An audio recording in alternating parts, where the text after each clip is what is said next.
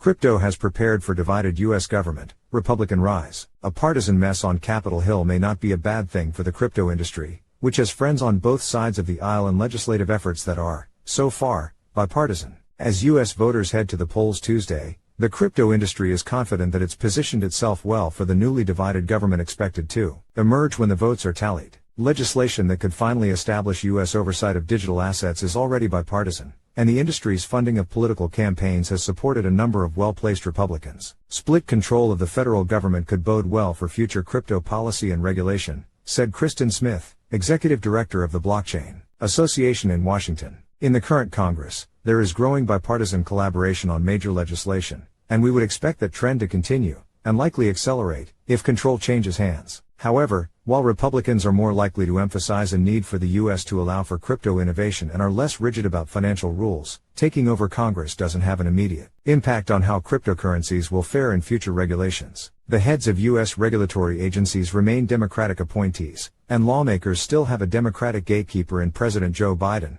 who needs to sign off on any new laws. For the next couple of years, anything that goes through Congress will have to get the president's signature, said Ian Katz, a managing director at Capital Alpha Partners, a Washington, D.C.-based research firm. So while Republicans may provide a generally more sympathetic audience for crypto, that doesn't mean party time for crypto if the Republicans get control of Congress. Red wave. If these midterm elections see a red wave of incoming Republicans, the major visible switch would be in the leadership of the chambers and the committees. The majority party tends to control the agenda for what issues come up and how. And when the administration is led by one party and Congress by another, it typically ignites an open warfare of committee hearings that relentlessly pummel the executive branch. Crypto observers who have already stoked a dislike for Securities and Exchange Commission, SEC, Chair Gary Gensler, for instance, will likely be watching him targeted by Republican lawmakers eager to shred his agency's performance. In a split government, the checks and balances intended by our founding fathers are really in play, and you often see congressional committee chairs try to exert their influence and authority over regulatory agencies and regulated industries, said Keith Norica, an executive vice president at Potomac Global Partners who ran the U.S. Office of the Comptroller of the Currency for a time. A number of bills have been winding their way through Congress this year, but two are farther along than the others. An effort to oversee stablecoins and legislation that would empower the Commodity Futures Trading Commission, CFTC, to regulate the trading of certain tokens including Bitcoin. Both are immersed in bipartisan negotiations, and they're expected to provide the foundations of similar efforts in the new Congress next year. If Representative Patrick McHenry, RNC, moves from ranking Republican on the House Financial Services Committee to become its chairman, he could pick right back up where he left off on stablecoin oversight this year. He said the committee leaders have already agreed on much of the bill.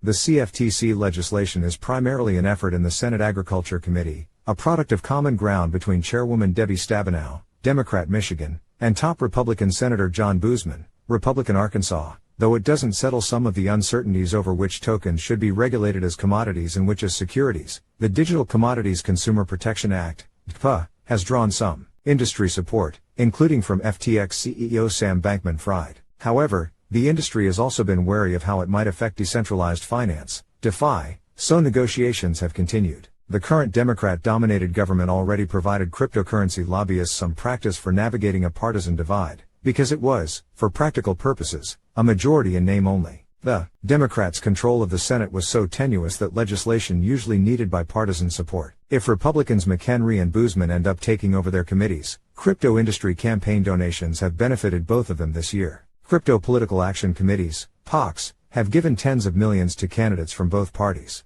For several incoming freshman lawmakers, industry support will have been key to their victories. In the House, the GOP is expected to increase its number of seats well over the 218 that would secure a majority. Republicans only need to win a handful of the many congressional races up for grabs, and most analysts have been predicting a majority well over 220. One estimate from TIG this week puts the likely gain at 22. In the Senate, Republicans need only shift one seat to their side, and polling has indicated they may have a slight advantage to get that, according to the latest analysis at 538.com. The question is expected to be answered by the races in Georgia, Nevada, and Pennsylvania. Another tight race is Arizona's contest between Senator Mark Kelly, Democrat Arizona, and Republican challenger Blake Masters, one of the crypto industry's greatest supporters in the midterms. So far, polling has suggested Kelly will win by a very narrow margin.